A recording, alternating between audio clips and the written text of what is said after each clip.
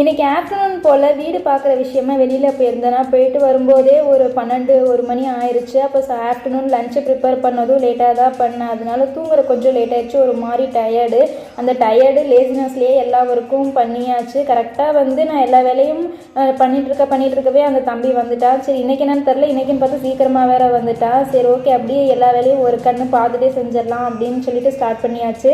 சேர பாலையும் வாங்கிட்டு வந்தாச்சு. ஆஃப்டர்நூன் போல் குழம்பு சுண்டல் குழம்பு தான் பண்ணியிருந்தேன். சுண்டல் எடுத்து வச்சுருந்தேன், ஈவினிங் ஸ்நாக்ஸு சாப்பிட்டுக்கலான்னு. சாப்பிட டைமில் அதனால் பாலை காய்ச்சிட்டு அப்படியே சாப்பிட்டாச்சு. இன்னும் ஒர்க்கும் வேறு முடிக்கல, ஹோம் ஒர்க்கே இன்னும் முடிக்கலையா. அதனால் சரி எதுவும் பெருசாக டிஃபன்லாம் ரெடி பண்ண வேணாம், இருக்கிற சாப்பாடே சாப்பிட்டுப்போம் அப்படின்னு சொல்லிட்டு சாப்பிட்டாச்சு.